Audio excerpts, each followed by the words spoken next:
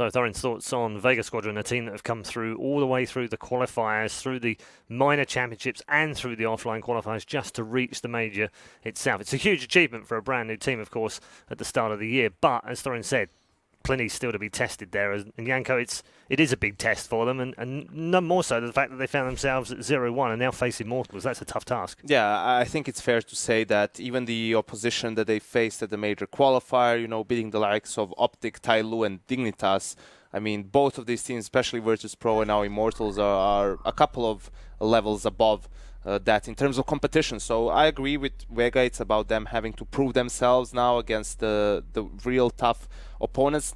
Obviously, no one expects them to make it into the playoffs, but give us something that we can, hope for in the future. Give us a good result. Show us that you have really improved, that you can take the game to some of these Tier 1, Tier 2 teams. Otherwise, you just wait for the major to end and you just wait, okay, which team is Mir going to go to, for example, right? Because he is the obvious star of the team. Yeah, and there is that. We've already spoken about the potential of a big CIS shake-up after the major as well. So I'd imagine all of these players want to perform well here, Robin, regardless of whether they're staying with their team or their team doesn't go forward. They want to make sure they're putting themselves out there. Yeah, especially when you start the rumor here that we're going to have a CS. I did not start this rumor. Yes, you did. I did not start this rumor. That's how I remember it. Exactly. I might have started it today. It's even on social media. Is it? Red Eye confirms CIS shuffle. Yeah. Just what I've heard. Front page Red. Can't confirm anything more than exactly, that. But I don't even think so. For European practice, even for North America, right? For the top teams, they always have this this group or a channel where they search games in, and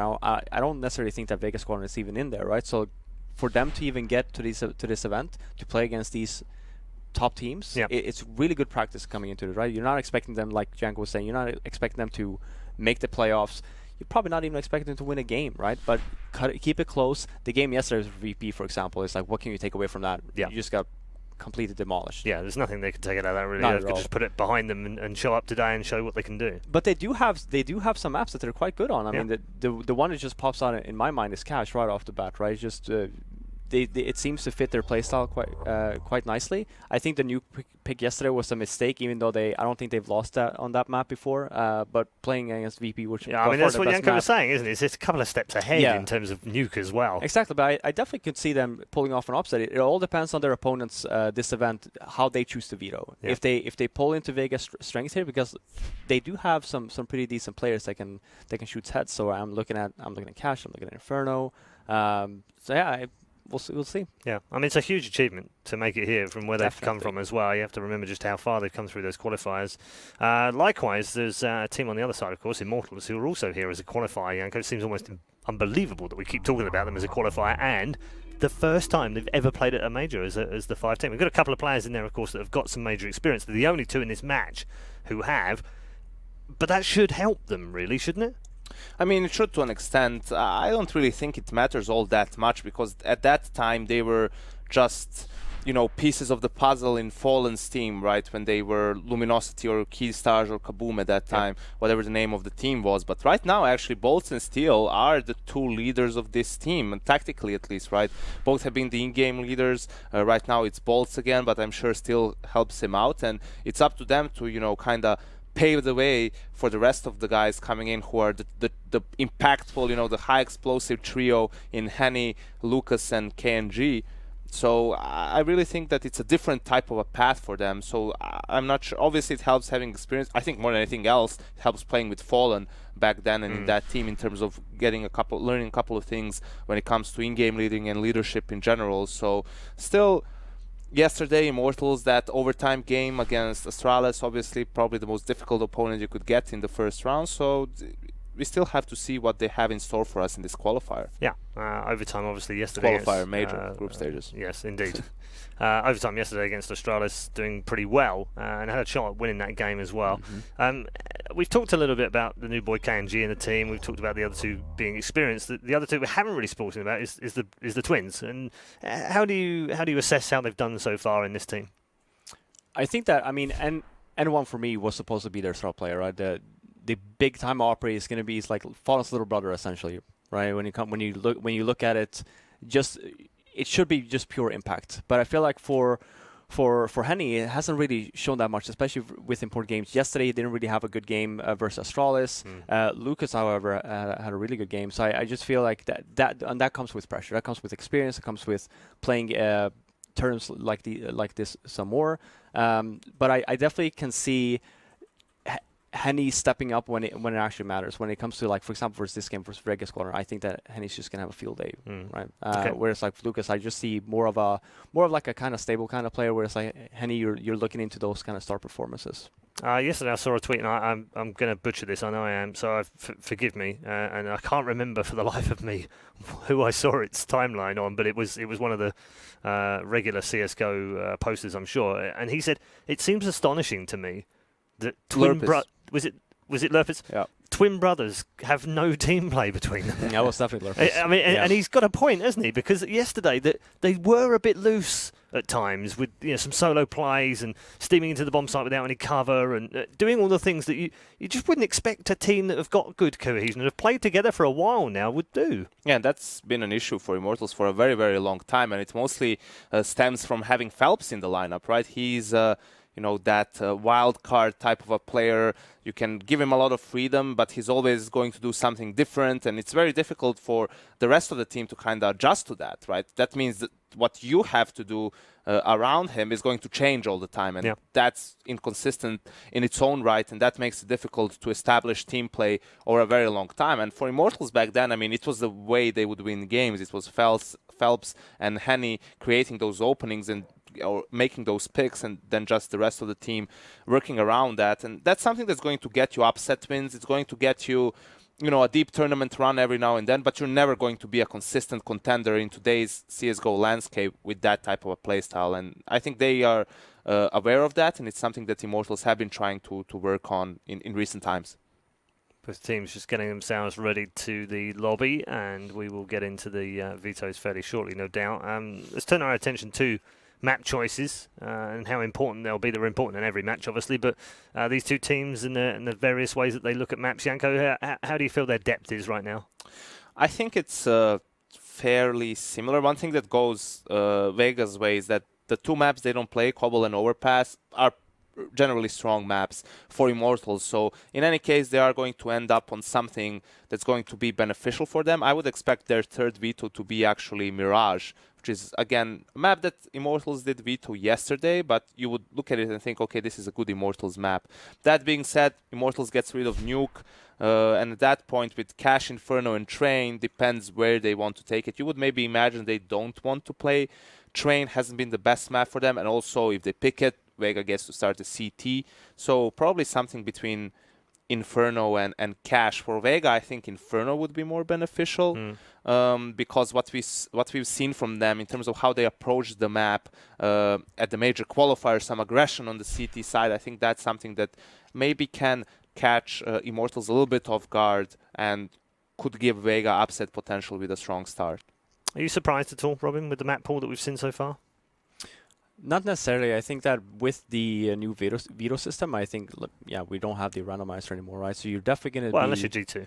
Unless you're G2. I mean, you can go that route as well. You put the faith into the coin. No, but not necessarily. I think that especially for this matchup right here that Janko was touching on, I think that actually just looking at veto, I think Vega Squadron has a chance here, because if you look at their best maps, these are maps that you're going to be playing here today versus Immortals, and we're talking about like Cash, Inferno, possibly even Train. Yeah, if I was Vega, I would be more than happy to have either come into this game with either Inferno or Cash. I think Vega wants Inferno, and Immortals probably want to go for Cash there, because yes, Cash, Vega has 3 wins on it, but those are all from the CIS minor, and a couple of them have been very, very close games. Okay, actually, Nuke and Cash are banned. They veto Cash themselves. Nuke is a standard one, that's no surprise, but I guess the Cash ban is probably them wanting to veto between that and Inferno. Otherwise, I don't know, maybe they want to float Mirage as well. Let's see where Vega go. They've banned Cobble and Overpass so far. Those are the 2 standard ones. So this is where I would expect them to veto Mirage. Do you think so, or do you feel like maybe they want to? Because they played it an awful lot in the past, and they were good online with it. I know they didn't necessarily back that up with some LAN play, but they've seemingly done well on it. I mean, I take your point. I think Immortals, they'll look at it and think, maybe we don't want to play them on that map. Yeah, I don't know. I just think that Vega has better chances on the maps that would be left in the pool, right? The train Inferno. and Inferno mostly. Yeah, Nuke was my first. They're What thinking else about maps it do we very. have left? This is like We have maybe Mirage left? caught them a little bit off Mirage, guard. Train, and Inferno. are the Maybe last they were three. expecting Immortals to veto Mirage already. But yeah, they are putting a lot of thought into it. Yeah. It seems like I'm not really sure why, because with the 3 maps still in the pool. Oh, so they've gone for the Inferno ban in the hope, I guess, that Immortals pick Mirage, but there's Train in there. There's Train there as well. I think for like both of those maps. So Immortals are going to pick Train. Yeah. This is a tricky one because, as I said, you would maybe expect them to stay away from this map because that gives Vega the chance to start on the CT side. Yeah.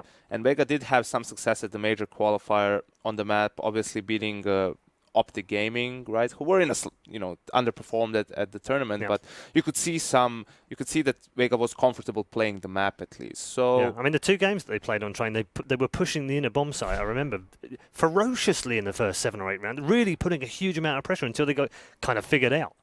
Yeah, this is for Immortals on the other side of things. A map they didn't really play it all that much. 2 times at Cologne, losing to Cloud9 and losing to Liquid in overtime. So some close games.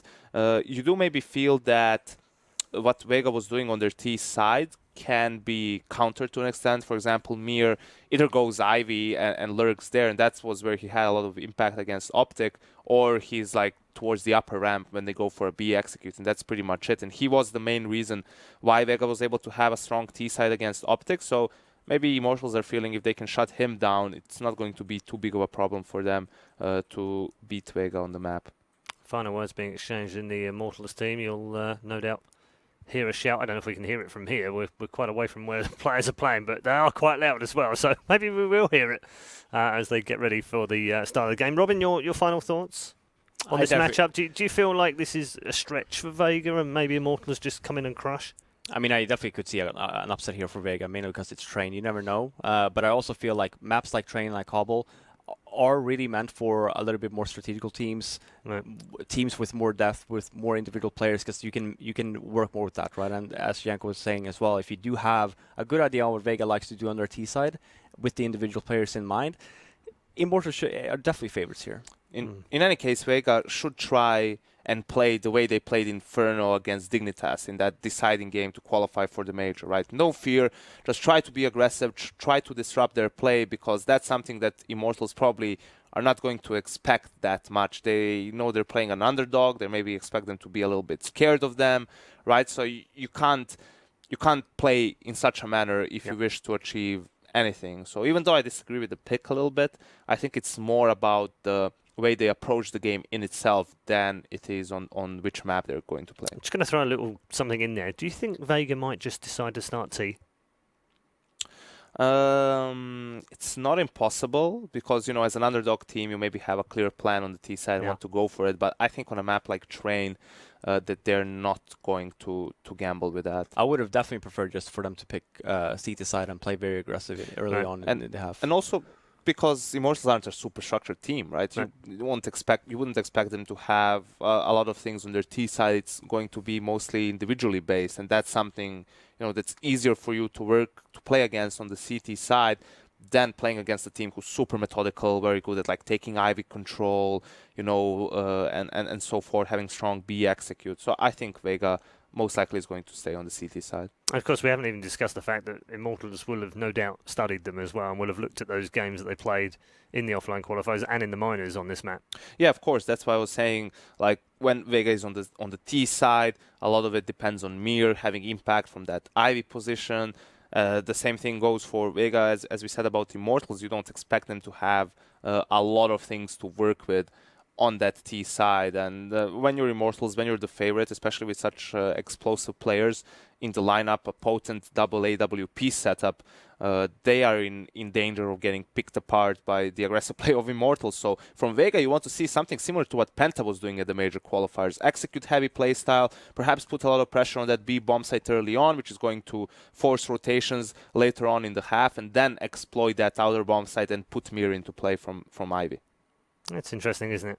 The Immortals team, they stood there for quite some time chatting away with each other. You never quite know what they're saying to each other, but we've heard from Lucas a couple of times that they're literally just trying to G themselves up, they're trying to motivate themselves, and then they give out this loud roar, and then suddenly on the other side of the curtain, Vega go, do you know what? We should all just gather round, guys. We should do that now. Talk about it's something. Like as if they couldn't do it in the same time. So no, we're going to wait for them to be done. No, I literally think they just realized, no. hey, is this when we're supposed to go up and have a huddle? All right. No, they just shouted. No, we should go. This is the thing where it's like we are not going to sit around and wait for them to be done. They're going to be the ones waiting for us. We used to do that as well. Did you? Yeah. Did you really? We did. Just want to get into your No, opponent's because head there were plenty of teams that used to do that, right? Mainly because like you were all ready, you were talking about it, and then you were at the end of the huddle you were screaming, you were like, oh, let's go, and it's like, sorry guys, give it another minute or two. It's like, god damn it, come on.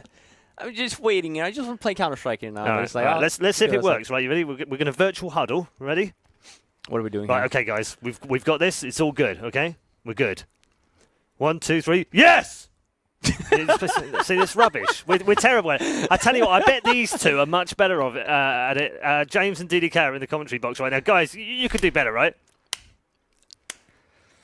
James can't do anything better than we me. deserve that, guys. We definitely. I had no idea what we were going for, Paul. You're like, let's have a huddle. And then you're supposed to be an expert at this. You've done it before. You never say yes, Paul. You always say something, go for some profanity. Oh, right. Well, we can't do that. Exactly. So that's why I was silent. James can. Yeah, Janko, you need to take them to a basketball game in Serbia and show them what proper chanting is and all that kind of that sounds like fun. Volume and action. It looks pretty crazy, the videos he's shown us. But basketball aside, it's Counter-Strike time. We're going It is, Jen. So please take us into the game.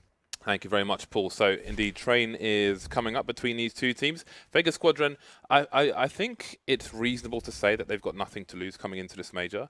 Would you think that's a fair statement? Oh yeah, absolutely. And just to see some of the fearlessness that we saw, as noted by Janko on the desk there against Dignitas, to allow them to get into this position where they are actually at the major, they can show that level of commitment, just as Paul showed quite the commitment there to his little, I don't know, this victory. He was all in. It was an all-in play. Yeah, I was pretty. I mean, the chips were over the line. I'll give him that. Yeah, exactly. I'll give him that. So, yeah, I think Vega, from that perspective, it's very hard for teams to necessarily have a lot of understanding how to play against them. But at the same time, if you are a team like Immortals, you've got experience in these kinds of situations. I think every top-level team understands the best way to approach an underdog-type team where you don't know necessarily all the information about how they play. And generally, it's just relying on the fundamentals. You don't have to take any risks. You can just rely on having, again, better fundamental Counter-Strike, more individual skill, allow them to make the mistakes, and then you punish them, and then you win the match, and then boom, you're done. That's usually how you want to go with this.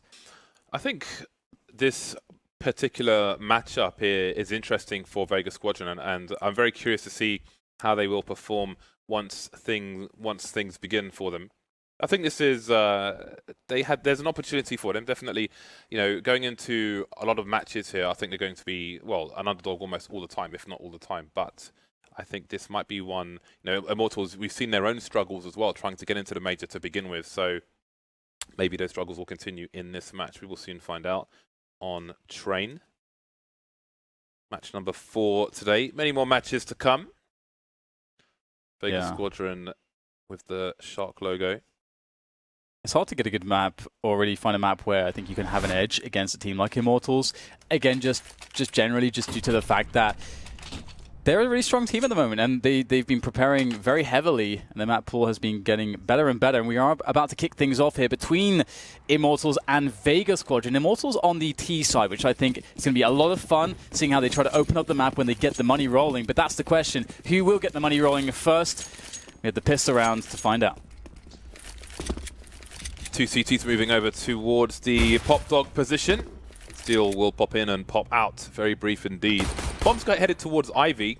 could be a split towards the A site, and it seems that's quite likely. Flashbang being very careful, meticulous, moving into the site, around the bomb train now, and so is Mir. He's good for one, but he'll get taken down pretty quickly.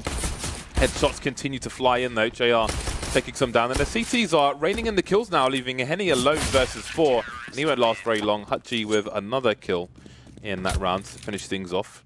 2 quick kills for him, and there goes the pistol. Good start for Vega. Yeah, and you really like to see that when you're on that CT side, able to get those AWPs in a timely manner. However, of course, with no bomb plant, we're going to see a force buy from Immortals, and Vega Squadron are going to understand that as well. And it's interesting to see, which way teams go with this on the CT perspective, because some CT sides are thinking, okay, we'll get, some more rifles, we'll try to play those longer ranges, we'll expect some of those smokes to go down, we'll wait for the smokes, we'll get the retake in. Or you can go for this approach, play closer ranges with the UMPs, you've got more utility to fight back against the execution of the Ts, whatever it may be. And we can see that they're not going to have any grenades because they didn't get that bomb down. So Vega Squadron do have a lot of advantages to play with, but you never know in CSGO, and Kianji definitely didn't know what hit him there. That's a lot of damage from that nade. One of the only players without any Kevlar, unfortunately. There's time for Immortals though, and they are all still alive. How do they get the... Well, I mean, looking at the setup on B, I think that's probably their best opportunity to get the bomb down. There you go. And they might not win the round, but we'll see. I think Vega Squadron are prepared to allow that to happen, but as you saw that Deagle shot come in, Vega Squadron may have to uncomfortably give up a bit more. But maybe let's give them a read that a push could come into A. Not sure what exactly might be going on in Vega Squadron, rotating back and forth. Mir now making his way through CT spawn back into the B bomb site. So it's a 2-2 setup, and JR's getting quite tagged, so problems may be compounded here for the CT side. It's a really nice play from Immortals, but they are definitely having some trouble now that the UMPs are getting to work on them. However, great damage was done by Bolts previously, leaving JR so low in the yard that maybe there's an opportunity in this 2 versus 2. And he does not have any Kevlar and only a P250, but they should be able to close this one down here. Immortals with a real chance to win this round now as Hutchie closes in, but he's going to get closed down as Henny will bring the P250 to bear there, and Immortals stealing away a round off of the force buy. Very sad stuff for Vega Squadron. Again, it can always happen. Really nice opening Deagle frag that we saw onto Kashanda. And now Vega Squadron have to go for the force buy. So the battle of the force buys begins. But will it be one that ends soon or not? It's always fun when you see, 2 teams just having to force buy it, and just you have that battle that just rages on across like 5 rounds. But so let's see, Vega Squadron, 1 player picked off already. Got Kashanda around the E-box, but he's not going to get anything done with the CZ on this occasion, and the round is all but over at this point. Chopper in CT has all the guns trained on him, so he will reset the situation and try to get what little he can out of this. 5.7, a powerful pistol. May have been spotted, Chopper. He'll still land 1 kill at the very least. Trying to pepper Bolts. Bolt's got to be careful. He'll do the job, some crouching at the end to make life even more difficult for Vega Squadron. So now it is eco territory for the CT side. A good start, but not a great continuation for them. But there are still buy rounds to come. So, Dan, for those of us on Go TV, who should they be watching? it's a really tough one when it comes to Immortals. I mean, Bolts, the IGL, very hard hitter, but I think you're probably going to be thinking about Kianji in a lot of these spots. Very aggressive, has an insane amount of confidence, which is great. And as soon as he brings the AWP into play, it's going to be very fun to watch him get going. So I would probably select him.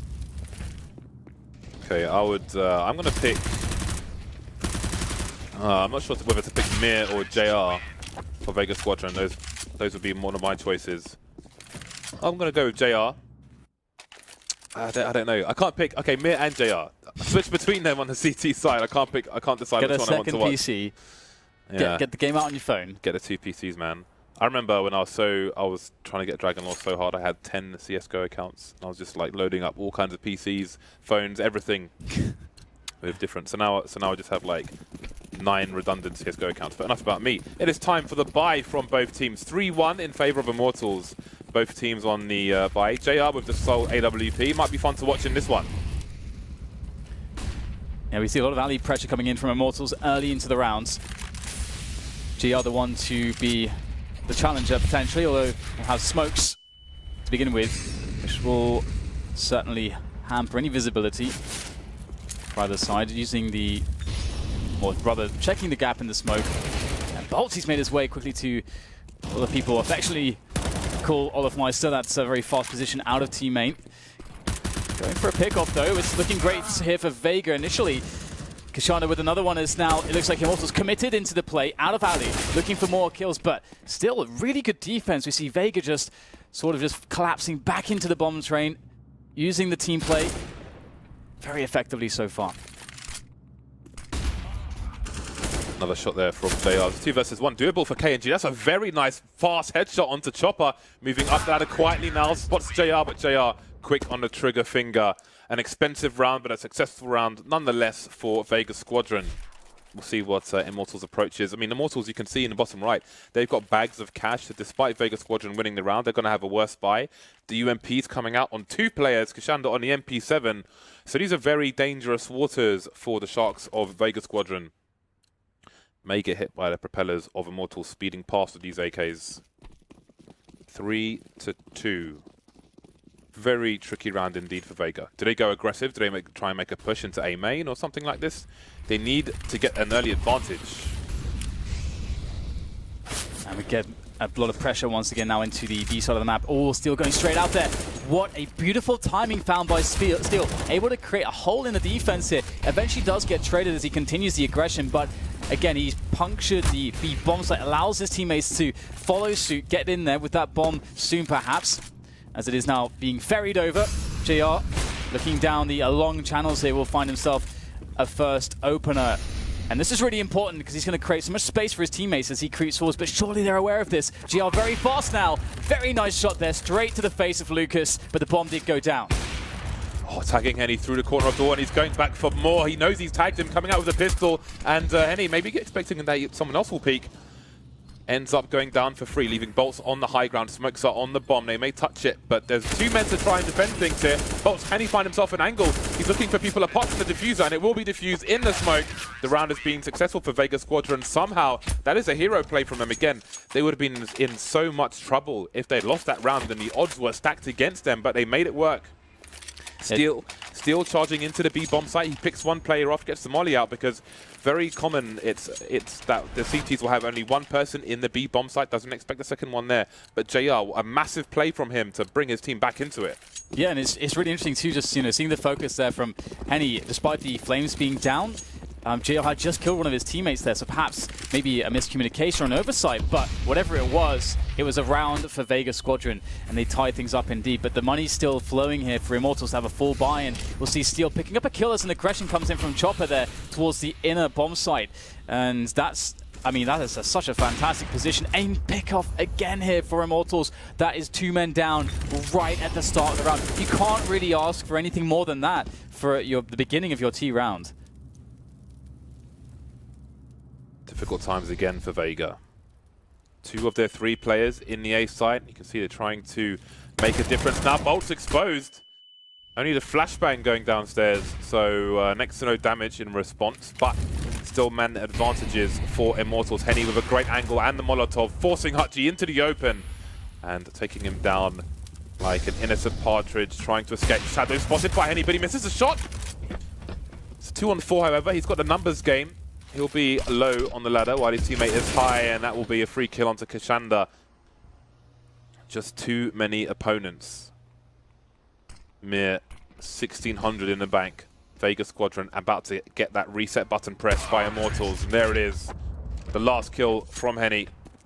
Immortals in the lead once again. Very back and forth affair. I like the fight that we're seeing out of Vega Squadron. Obviously, when you lose to that force buy in the second round, it's really, really tough to deal with, honestly. But they managed to get the momentum back fairly swiftly after only conceding 3 rounds in a row. And now it's obviously looking really interesting as far as the money is concerned. Immortals straight back into it. We get 4 HEs here for Vega Squadron. But is it going to be able to do much? Looks like they can't even really get much of a connection at all. And everybody is just going down to these AWPs. Mir finding one, but does get tagged as well. Oh wow, another kill coming in from Mir. Maybe more damage to be had here for him as he is still firing off with this deagle, but eventually he is shot down. And that's another round there for the Immortals side. Error. Well then, well then. 5-3, and if you're Vega Squadron, the money absolutely sucks. And the problem with this is every round Immortals win compounds the problem for Vega Squadron, where if they win one round, Immortals are going to have the money to buy straight back again. And as we've seen in the previous round, if Vega Squadron win their round, but they win with 1-2 people surviving, it's going to be hard for them to get that consecutive round, which gives them a thin layer of comfort. Lucas jumping into a bullet there. I think it was him. Maybe it wasn't. Who knows? Either way, business looks good for Immortals, of course, as I say that. The scout kill comes in from Kashanda. Opportunity knocks for Immortals. Lucas has been tagged down to 30 already. 2 AWPs versus a pistol and a mobile scout. This could be awkward for the Brazilians. Yeah, and already, I mean, if let's say everything collapses from this point, they've done an amazing job so far to get so much damage in these rounds in which you would expect Immortals, where they would be counting on getting some clean rounds so they can build that money. But great pressure from Vega Squadron. Chopper still trying to get something done with the scout. Eventually will be taken out, but as mentioned, you know, just a couple kills in the previous round with that deagle, a couple kills here. It really adds up in just hampering the economy and its growth for Immortals. So we'll see whether if Vega can actually capitalize on that previous damage now that they get their buy into play again. We have the AWP out, and JR is, of course, very dangerous. With that, we've already seen some of the work that he is capable of. Now the question really is, you know, where Immortals want to go, how they want to mix things up, because there's such a variety of strategies left for them to use. They have quite the playbook on train. See, the double AWP, of course, is very scary. Kianje and Henny both very aggressive. Henny looking for a forward play, using the cover of smokes here to get himself out there a little bit deeper than perhaps normal. At the same time, we've got Kianje working towards inner. This position from Kianje is quite useful when the T's throw a smoke towards connector, because sometimes it can bait a CT to get up on there in the first place, since their vision has been obscured elsewhere. JR, he was over towards Ivy, maybe had a look towards main, and he was punished for that by Henny, who's holding down main on his own. 2 T's above Pop Dog and 2 around the B bomb site, so not exactly sure where Immortals may be headed. They've still got a minute on the clock with which to bring the ruckus, as Wu-Tang would say. Mir at the back of B, maybe going towards the spindles, and Chopper's ahead of him. Could throw a flash for his teammate if he had one, but he doesn't. In fact, Chopper's the only one with a flash. Taking down the bomb carrier. Henny's creeping. No, creeping. Misses the shot. Tries to reposition, but he can't get another shot off in time. Big play from Chopper there. And so far it's 2. Can he get anything else? It looks like Kishanda is going to start to create some distraction there. Chopper will go down to Kianji, but indeed Kishanda gets the job done from the flank, but still 2 more players left to find. And it's going to be a tough one. He's down to 21 health, of course, and these T's are spread out all over the place. It's very hard to predict where they're going to be coming from. And, of course, they have very good information of the 2 areas where Kinshanda can come from. So he's having really to assess it. Is this doable in the slightest? And I think he's come to the logical conclusion that with 21 health and with his opponents knowing where he is, it's really too much of a tall order, and he will back away safely with the AWP. Hopefully he does not. Yeah, he should be fine. It's got no kit either. There could have been a really big change in that round, though, because if you remember when Chopper was alive in the upper area, the T's threw a Molotov after he killed Henny. They threw a Molotov at Chopper in the upper position, but he was ahead of the Molotov as the bomb was being planted. So he could have run out and stopped it, because I mean, he doesn't know if someone's facing or not, but I guess it's 50-50, but he chose not to peek. If he stops the bomb from going down there, then the round may change, but decisions were made, and it goes the way of Immortals. And I love that we got to capture that moment there, just the AWP battle between Henny and JR, because of course that's one of the scary things about Immortals, because you not only have to try to out-AWP and out-duel Henny, you also have to worry about Kianji as well. Of course, we saw both AWPers respectively working the A side of the map and the B side of the map. So JR unable to best Henny in this instance, and we can see the repercussions here. They're pretty severe. Obviously, Vega Squadron in a pretty awful place, economically speaking, and Immortals are on 7 rounds now, so they're starting to look really good in this first half. Yeah, and I have been critical of Immortals' approach with 2 AWPs in general. Train is probably the best map to do that, and the most reasonable one, and I think against a weaker opponent it's going to be more effective as well, because it can hamper your executions, because you're going to be relying on those picks, but obviously against a weaker opponent you're going to be more likely to get those picks. We've seen Steel just running out into the B bomb site and having success there. Where is Mir? He is come to listen to the music in the lobby area, and he will see 3 players perhaps towards Ivy, but no, he won't. He's going straight towards main. He'll see Henny. Doesn't need to take him out immediately. He's very careful though. Nice crouch makes the deagle slightly more accurate. But where's everybody else? He's got minimal information at the moment. Okay, this is really weird. Imagine how confusing that is for Henny and how they have to interpret that. Obviously, they had a player over towards that position, but now the Immortals just have to commit in through the alley position with the AWP out on Mirrors, already doing additional damage. Oh, they're all just clustering up there through alley, and Lucas will get the kill onto Hutchie, but all the information is there for the CTs. There's 40 seconds left to get the bomb into the site, and Steel is so important here. He's got to create distraction, open things up, because right now his teammates are committed to alley, but they can't easily escape unless Steel can draw some fire here, get some pickoffs. And then his teammates can start to progress to the bomb train. And there is not much time left, just a mere 25 seconds as JR is looking for a player. And there it is, he'll spot Lucas going for the peak steal. That was what they needed, and now the bomb can go down. 15 seconds for that bomb to go down. And it's almost a CT crossfire, but they don't have the all-important IV position. Kashanda popping out from pop. 10 HP now, it's going to make it really hard for him to peek, and Steel with the pre-fire will do the job. Chopper close to the site, got a teammate around the connected position with the AWP, but can he land the shot? The aim punch will save Steel, and that is a wipeout. Nothing saved for Vega Squadron going into the future rounds. And Steel should have a cape right now, James, because he just swooped in like Superman, saved the day. Because that was like, you get a guy just creeping through the white holes and just putting a deagle in Henny's back. Everyone's stuck at alley. You've given them an AWP. That is a hard situation to deal with, and I think a lot of teams just fall apart in that spot. Like, how do you assess the situation? It's so chaotic. There's not much time, but still, again, bailing him out the previous IGL. It's now Bolts, of course, as mentioned, and we'll see Steel working towards the inner position as his teammates play very passively towards the other areas of the map. Ali very passive as well as the team in area. In fact, no one is remotely near team main at the moment. So Immortals perhaps predicting aggression, but it's not to be just yet.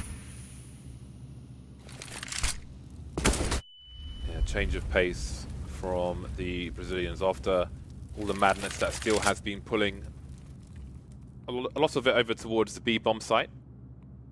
And that might keep Vega Squadron entertained there with 2 players as opposed to the 1 as you often see, which, if Immortals want to go towards A, will make life easier for them in that direction. KNG looking towards the B bomb site. And again, they've got 2 AWP, so with 50 seconds left, it'll be interesting how they approach the site now that they've chosen to have a slow approach. You can see Henny's lining up some grenades with his teammates, so we may see a wall of smoke, but Kashanda's in a forward position. Will he choose to back off behind the smoke and play with his teammates, or will he stay there in isolation? It might be a one and done spot too if he's lucky. He hasn't moved an inch, but surely his silence is exposing his position from there as well. Steel, though, hasn't noticed anything just yet, and out he comes. No kills for Kashanda. And the rest of his teammates are stuck behind smoke. Touchy will hear the plant attempt, but he is being the victim of bullets from all over the place as Lucas just darts through the smoke there, aggressively finding multiple kills, leaving it just down to Mir and Chopper, but sorely out of position. Despite this, Mir will pick up a kill, but we can see that Immortals, after getting the bomb down, have sort of fallen back, taken superior positions, and Bolts, great couple kills from him there to finish off the round, and that's one more to add to the tally here for a very, very good scoreline here for Immortals, 9-3. Yeah, I do wonder if Vega have a prepared response for that, because it's, you know, if you're going to leave one CT by E-Box on his own in front of a wall of smoke, when you're going to be facing, you know that if it's an A execute, you're going to have a number of people there. If it's not, you got info. But if it is, he's going to die, right? Unless he has the round of his life. So how many is he likely to get? How many is it worth him dying for to kill? It's got to be a minimum of 2. But did we see they didn't seem to have much response from to that. Vega to help him out? I didn't notice any, but I can't say for sure if they were from the back, but didn't seem that way. Yeah, it felt like there wasn't, but sometimes you have to be looking for that, because there's so many things happening. You have to be looking specifically for one of those flashbangs to come in. But it would have perfectly timed flashbang would have really made some difference there for him. That's for sure. But indeed, this 9-3 scoreline is intimidating at this point. Kianji with the AWP from Team Aim, looking to make this anti-eco a bit easier. It's going to be Henny though, working from Pop Dog. How oppressive it must be when you've got both Kianji and Henny's working those ults from 2 sides. Another nice Deagle shot to be featured, but it's small consolation in the face of yet another round won by Immortals, and in such a convincing manner as well. Yeah, Vega Squadron is the draw you want at the moment in this stage of the tournament. 10-3. Vega winning the pistol, but losing the force buy immediately afterwards. On the buy once again, JR on the AWP. In the few rounds they've won, we've seen he's been important. Henny out immediately, exposed to the high ground, but straight in the face, and it's JR he takes down. And again, we've seen JR, he's made some power plays to win some of the few rounds Vega Squadron have got, so for him to go down immediately, that's not a good sign. Hutji with an aggressive response. Good timing. Henny fires the shot, leaves him exposed, and he will be exposed. Vega Squadron now in the lead. Plenty of time, though, to try to work something back here, and Kianji might just find a good timing indeed. With that AWP. Looking to go for the peak. Kashanda's got to be careful here. Molotov tossed out, though, and smoke found for cover there to keep Kashanda safe for the time being. However, how long will that last? We do have Lucas coming in from Ali, so he's one of the most important players here to try to create something, and they can really go 2 ways with it. Either initiate out of Pop Dog first, or Lucas can initiate first, because it's going to be harder for the guys to get out of Pop Dog. Looks like they'll do it simultaneously, however, and see what they can find. Lucas soon to have an engagement, spots ahead, but it's his head to be set to roll on the train yard as we get a trade coming in now. Steel and Kianji with 30 seconds to try to salvage this. It's an important pick onto Kashanda, and it might just help them get the bomb planted, but Mir is rotating towards Ivy. KNG is going to get taken down from the back. Stereo kills from Vega Squadron, no plant for Immortals. And finally, Vega are back on the scoreboard, but how far can they take it?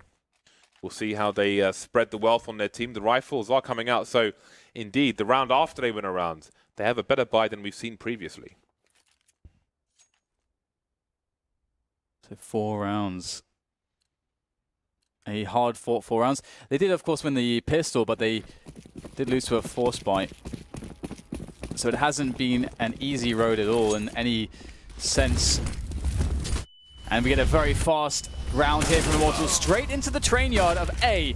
And it will be met with quite some violence there. Hutji takes one, but Steel pushes so far, so fast and so hard there into the deep positions. Able to pick up 2 frags, but in the chaos, you can barely even commentate this. Everyone's just dying all over the place. It's like a pistol round on fast forward. And that's the 5th round for Vega Squadron. They'll be happy with that one. That is, you know, something you can work with. But it's still very, very tough, isn't it? That round was just a blur. I know, right? I was trying to paint a picture. And I was like, I don't know what's going on. Everyone's dying. Everyone's fighting. It was a brawl. It was like a pub brawl. Well, maybe the worst is over for Vega Squadron, because they were quite overwhelmed in a number of rounds, be them fast or slow, on their defensive half. But now it's their turn to try and set the pace. And we have the glowing hair of Sapphire. She is our observer for the second half of today's matches, if I'm not mistaken. Or is it the first half? I think it's the first half, actually. Maybe this is our last game. Anyway, 5-10. Vega Squadron have it all to do. It's an important pistol round for them. 3 players on the Kevlar. Mir's gone for the Deagle. And there are some nice narrow angles. Oh, no. Blockerino. Oh dear, that's not a good start. Oh, that feels bad, doesn't it? That feels bad. We've all been there. We've all been there. That was all so horrible. That reminds me, I mentioned it once before, of some guy from a group of friends who was like a silver or something, made a highlight video. And he's like blocking his teammate and does 2 doors. And his teammate dies and he goes and kills the guy. And that's like part of his highlight video. It's unreal. That is amazing. Well, it's pushed now into the bomb site here. Well, Kianji has something to say about that. That's going to be 3 kills for him so far. And now, I mean, it started very poorly for Vega Squadron. A bit of misfortune, mistiming. But now it's the round that has been missed as it's Immortals who claim the pistol. And all the pressure is on Vega to do what Immortals did and to win the force buy that is now to come.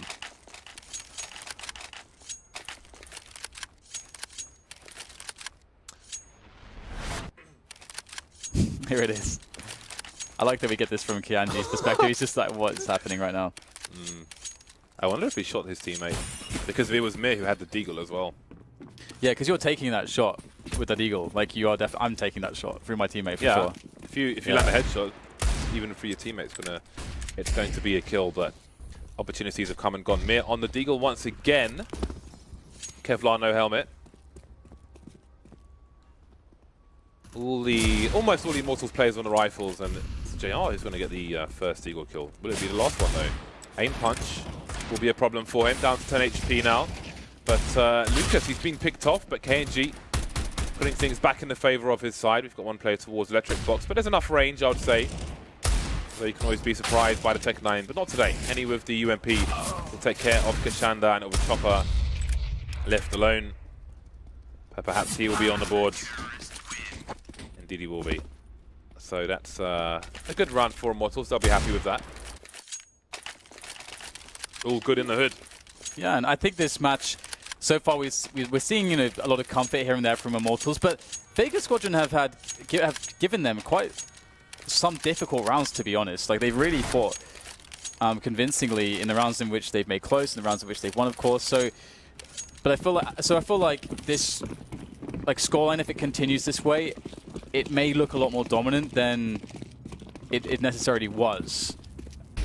And that's just how CSGO is from time to time. And look at Lucas just going straight up the stairs. The MP9 having a field day. 3 quick kills for him. Pulls out the pistol, looks for the ace. He will be denied by JR, but it's Bolts to pick up the pieces of JR. He has no interest in this. He's just going to go and do a runner. He's left the bomb behind. He's like, I don't, please let me live.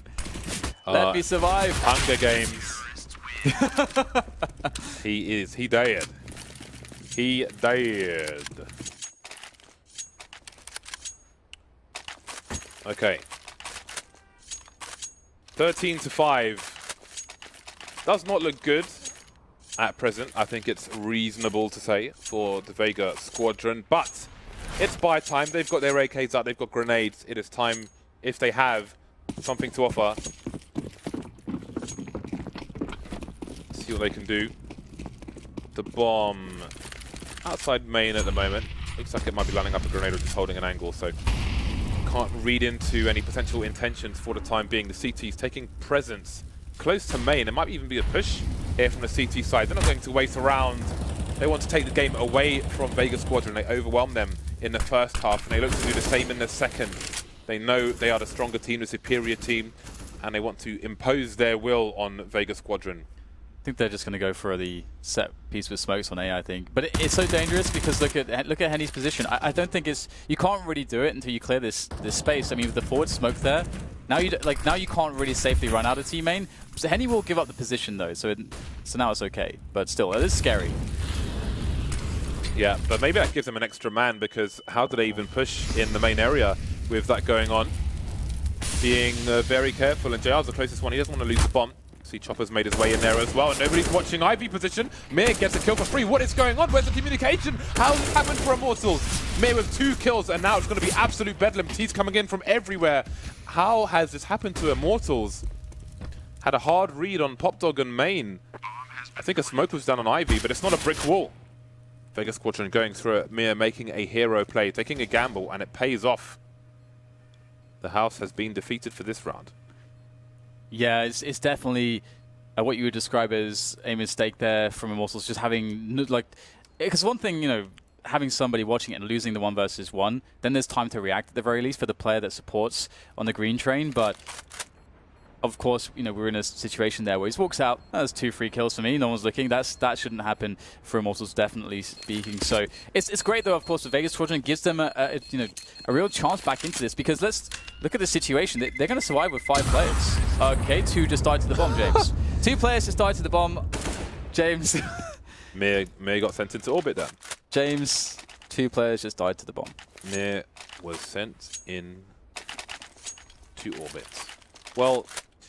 Now the question is, well, I mean, I was going to say, can they break the economy and make life really hard? Maybe there's opportunity there. I mean, let's be fair. Immortals took a risk, and it did not go well for them at all. But they are on the buy. They are back on the double AWPs, this time on the CT side.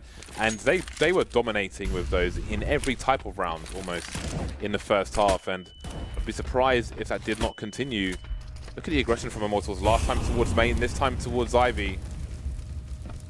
Molotov will force Lucas back, but Vega Squadron will abandon Ivy for the time being as well. I actually really like the forward smoke there, because, I mean, we can look at it this way. If Vega Squadron wanted to run a fast round, that little play there, which was not even necessarily designed to get a kill, but, you know, a kill would be a bonus, slows them down a lot. And because there's 2 AWPs on Immortals, it gives their AWPers more time to do stuff, to maybe find picks, maybe get angles. So it slows the round down to a position which strengthens Immortals' chances to get to use their advantages. KNG with a very nice angle. Not sure if he spotted 2 players, but some information for the CT side. Still with a kill on the high ground, moving to the low. They might be looking for him. He's going to make a nuisance of himself, as he did in the first half. Lucas taken down in the meantime. Bomb getting planted. No angle for Steel. He's got nice post-plant positions already, but JR might need to get off the site. The grenade, though, may not allow him. More damage done. He's got 1 HP. 1 HP, Jesus, chipping a chair.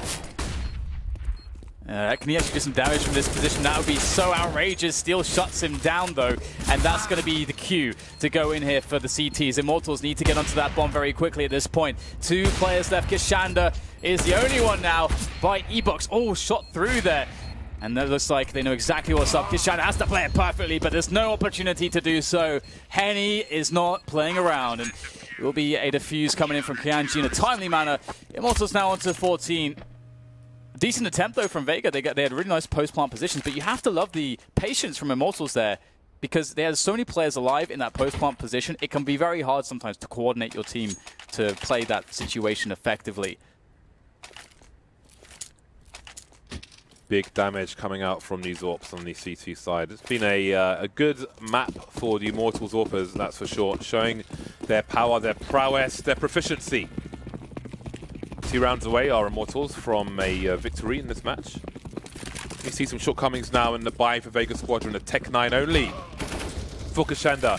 And Henny is puncturing more balloons towards the B bomb site. 3 players remaining for Vega Squadron, and not much time has passed. The fun police are here, as far as Vega Squadron are concerned. Chopper not allowed to stand anywhere near T-spawn. The CTs are everywhere. Yeah, and you can see it's quite the struggle to play up against Immortals, who are happy to take some risks, happy to try and use those double AWPs, playing it patiently at the right times, playing aggressively, when it suits them. And this is a great position from Lucas here, and there's so much to work with in this position, because I was going to say he could just hold that spot, and if they go alley, great, he gets a great engagement. If they go towards A main, his teammates will spot it. He can get a very fast flank in. There's lots to work with there, but decides to go aggressive. Well, it doesn't work out this time. Timing is sometimes your best friend and sometimes your mortal enemy in the game of Counter-Strike. And an interesting 2v2, considering that what we have left for Immortals are the 2 AWPers.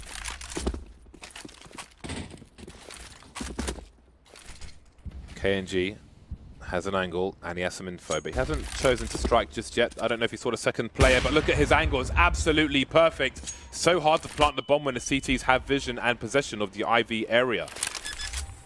Mir going for the fake, baiting KNG out. There are 9 seconds remaining, however. KNG don't need no second man, no trade fragger. He's good for the kill himself. And that puts Immortals on match point.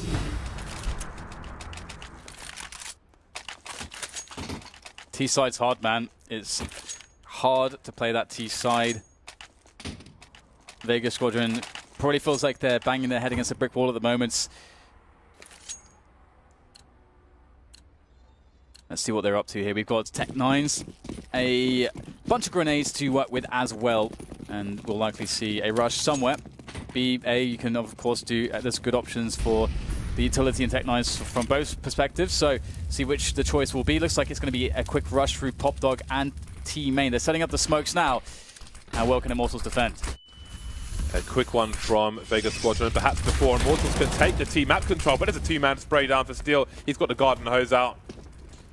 Henny, oh, what a lovely shot from Henny, and he's good for the second one as well. JR remains versus 5. Immortals are really enjoying themselves in this game, and it's a good boost of confidence going ahead into the next one. But JR, how much can he do? 1 versus 5 for Peter 50, asking too much of him. Immortals dominating Train on both halves, 16-6, absolute spanking from them. Yeah, definitely, and it really shows you the dynamics and how things change between CT and T side, because once you're on that T side, you're against a team that has so much skill between the Yorpers and the Riflers and the setups and the aggressions they can play, how well they can play off of a post plant. You know, we saw a great CT side from Immortals from that perspective. So you have to be strategically on point, but you also need to be explosive individually. And there is so much demand for all those skill sets that it seemed like a bit too hard there. But we saw on the CT side a lot of potential from Vega Squadron. They were able to hit their shots. We saw some good performances here and there. Of course, they did lose the second round after winning the pistol, which does really hurt. But I think Vega Squadron shouldn't be too demoralized by this. Yeah, it was somewhat a bully match from Immortals though, so I think it might be some level of demoralization. But just one game a day, can move on and focus on what is to come in the next day. Immortals, very nice match from them, and that's I think that's what we should have expected from that game. And yeah, especially if you consider that yesterday they played Astralis. It's quite the contrast for them to then be able to be like, okay, playing Astralis, it's kind of hard to run your own game. It's a very drawn out affair. They probably, they definitely should have thought that they would have been able to win it, because I think there's lots of opportunities there. Then to go into this matchup, we can play our game. It's lovely, I'm sure, for them. Yeah, thoughts of the desk now with Mr. Redeye. Yes, indeed. Thank you very much, James and DDK. We'll come back to them, of course, for the next matchup. But what a performance. We were waiting for a big performance, Robin, from them, and we got one.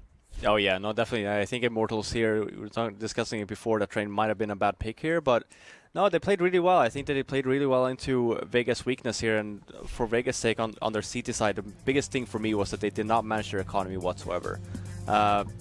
Just kept on buying pistols when they didn't really have to. There was so many rounds, even on this one, you see the highlights, they have no nade stuff. They have barely any nades to even try and hold off Immortals throughout that whole half.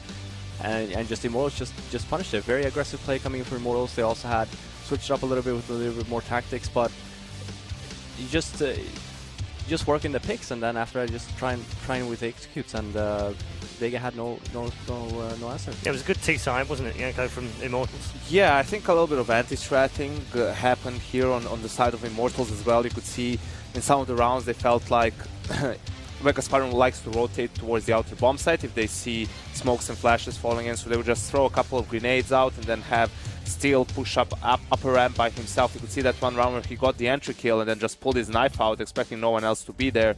Dies to the second player who was in B, but the team still is able to close out the round. So yeah, just pure aggression from Immortals or all around. We were talking about how Vega is supposed to be aggressive on the CT side.